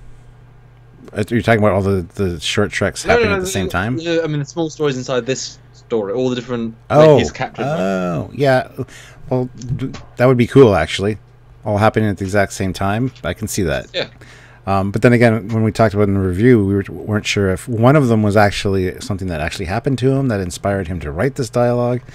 And which one is the actual real one? Was it the Klingon one because he was already taken prisoner by them? Did he try to negotiate with them? And yeah, it'd be really cool actually if it was all the same instance. Well, that's why I like the context change of him, like not escaping, not getting prison transferred with the Orions, because she shocks him. It feels like she might kill him or like do something a bit more drastic. So I quite like the idea that these all those different things going roughly at the same time. Ensign Ricky puts in $2. Thank you very much. Ooh, thank you. Hopefully you don't die, Ensign Ricky. At least you have a name. This is the best thing Trek has done in over a year. I mean, this was one of the best short treks for sure. And that's interesting. Thing is, I think the time loop was the best one, best trek so far. A little bit dark, but for the most part, a well-rounded character piece, fun, canon-y, referencey-ish sort of. Mud was great, got time to shine, and it was a smart ending-ish. I still think that that's personal preference as well. I love time loop. Not one escape in the Escape Artist. True. However, he would have had to escape a few times to get where he was, so technically he is an escape artist. Yeah. Yeah. It's true. It is a bit of a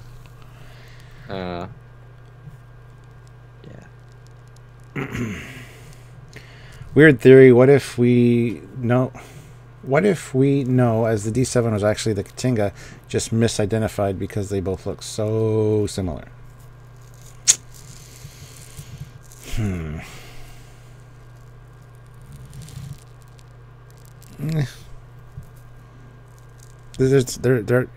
yeah, they do look a lot alike. However, there are differences between the two. We got a great video on that, by the way. He escaped capture. Mud's 20 counts of attempted murder was from the time loop episode. Oh, really? I guess they would do that. Was it what? Sorry, I missed that. Mud's 20 counts of attempted murder was from the time loop episode. And there's a question mark. I mean, he killed Loco over 57 times or something. And also, they didn't remember them. And Mud wouldn't plead after being on Stellar's ship. He wouldn't say, just so everyone knows, I tried to kill Loco 57 times. Ooh. Actually, he would say that. I disagree. He would brag about that. I think he would. But he's not. Well, this one's a murderer. But what's the point? It's not. If you know their routines, he could murder everyone on that ship twice over. Yeah, he could kill literally everyone on that ship in a time loop. It's not an impressive feat. and there's more than 20 people in the crew, so doesn't really fit with anything. Now, funnier though, what if you had 20 partners over the years and you tried to kill them all accidentally? Like he's just so bad at partnering that counts. It's that bad cock-ups that counts as attempted murder each time. All his partners. Yeah. Shit at being a partner. Yeah. Well, it's kind of like having you as a partner. Is the Connie refit still a refit? Yet a Connie. Talking about the D7 being a D7 if the Katinga's a refit, or if it's a fresh build. Well, we talked about that in our episode. It is smaller than the D7 by just a little bit, so it could be a refit. They took the extra smooth armor plating off the D7 because they don't need it anymore. It's always funny how we've had these debates so many times in 4 years. Yeah. So someone said, that's true, the Katinga could be to the D7 what the refit is to the Connie. It's like, yeah, we've had these discussions before. But the difference is that only one refit, only one Constitution class came back.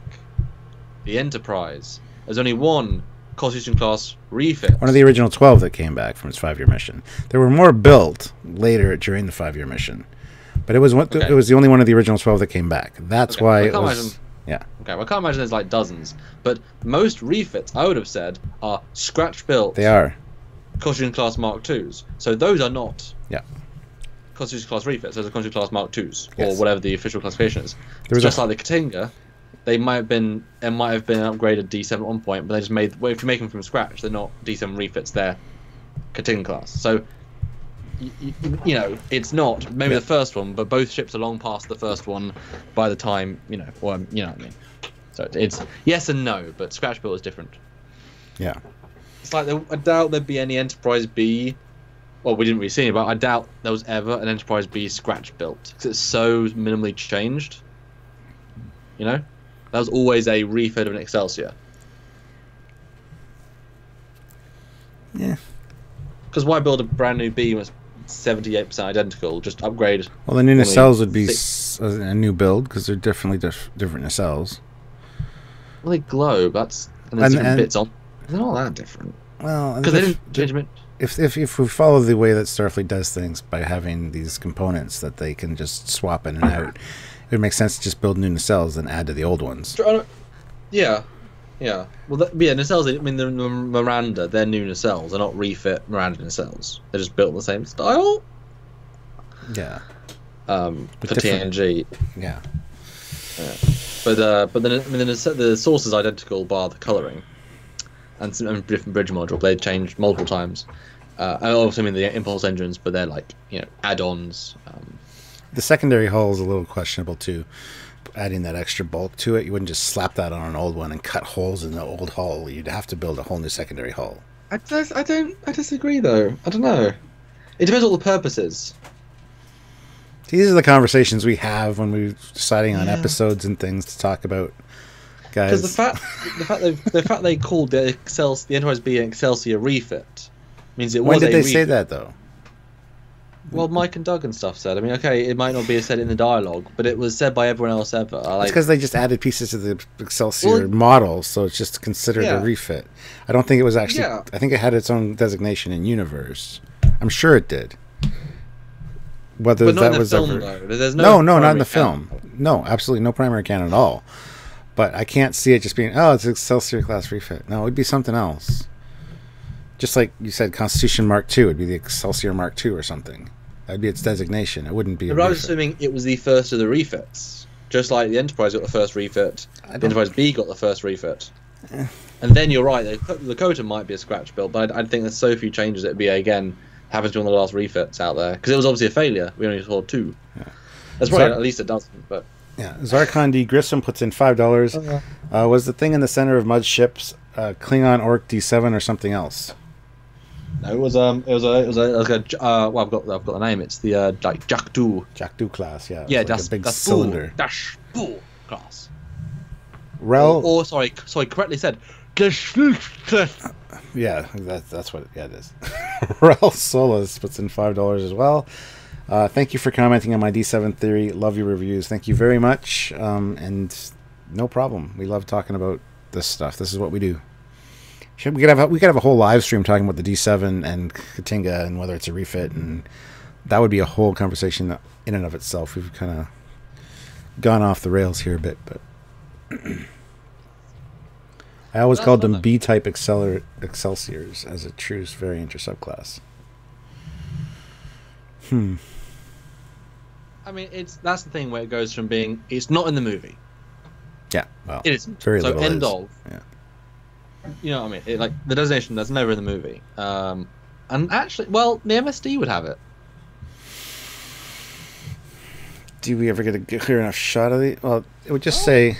It wouldn't say the class. It would just say the ship name. It would say USS Enterprise. Yeah. I mean, it might in the fine print on the bottom. It might say it. We'll never see that on screen though. I feel like it might say Excelsior class like at the top of it. Joseph puts in €2 and says, "Sorry for being evil today. Next stream? ? Good night." When's the next stream? I'm not sure. Oh god, well, do we review Discovery Season 1 still? I know we've got a busy filming week because it's last filming week pretty much. Yeah. I mean, it'd be great to earn some more funds before the thing, but I don't know. It depends.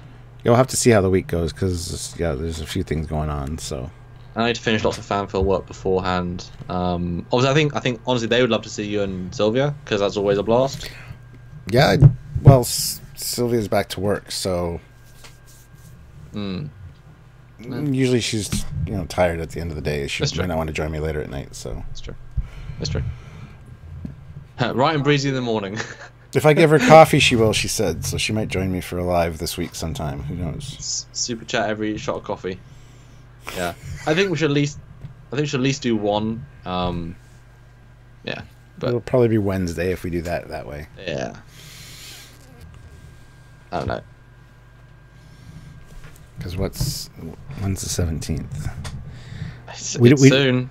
It's next Thursday, so it's a week from this Thursday. So we still have almost a week and a half till. Well, I'm here this weekend, so we could almost do a double weekender again, and maybe early in the day. Would you? I'm just talking to you. I've lost the stream. I just talking to you now, but we could do them like 2 earlier ones in the day, and then see what the vibe is. Because there's also people joining for the Saturday one. We could also do 2 on Sunday because we do got to burn through them, and it is a big arc. But then we lose our weekends because we don't get that much off time. What do you guys think we should do with our lives? We could wrap up the Discovery look with the rest of the Mirror Universe episodes. Just watch them and review them as a whole, not scene by scene, but just overall. I'd want that to be like a 3-hour stream though, like make it an extra special one. Well, yeah, because it's like 3 episodes at least, and then the last episode, which is its own entity, or the last 2 episodes, and that's it. That's all we have to do. Should we do a final live stream like the day before it comes out, Discovery, like a Discovery Season 2 predictions? That could be fun. Yeah, that might be good. Because then we'll be fully caught up. It's like we're talking offline right now. Yeah. What should we do? I don't know. Why are you letting all these bounty hunters track mud onto our ship?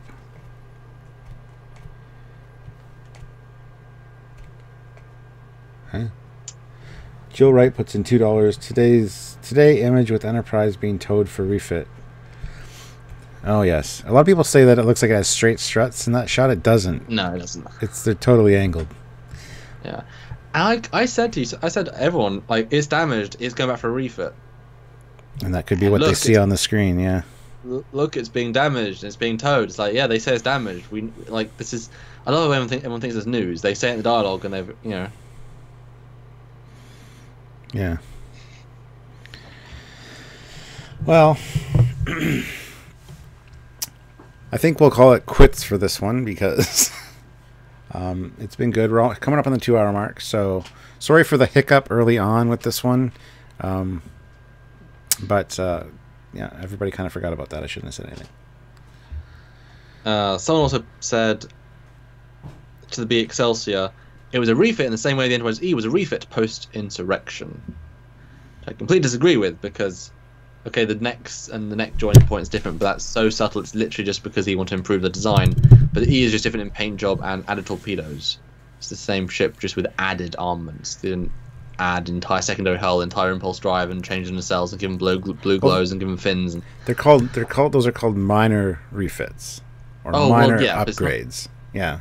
But I wouldn't compare the B to the Excelsior to the E to the E. No, I wouldn't. Mark III. No, not at all. And I have that exact model. I believe me, I know that model better than most people in the world.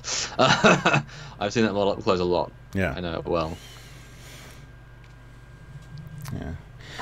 All right, guys. Well, thank you for watching. Thank you everybody that super chatted and everybody that just came to hang out with us. We had a good number of the whole thing. It was at least 92 people for most of the stream. So thank you very much for watching. You guys are awesome. You are awesome. Much more awesome than us. But we enable your awesomeness by being here for you. We're your awesomeness enablers. Yes, we're your awesomeness dealers. And without super chats, we cannot still be here to allow you to be awesome. So to be your most awesome self, you must give us money. And by doing so, we allow you to elevate and pay our rent. Jedi mind trick. And do go back, guys, and watch our bonus episodes. We had Orville episode 1, season 2 episode 1 Geloja review. We had episode 2 review, Primal Urges. Our live stream on both, which is more informal. Harry Mudd's, I'm just reading our page. Harry Mudd's new ship, and our Escape Pods review that came out today.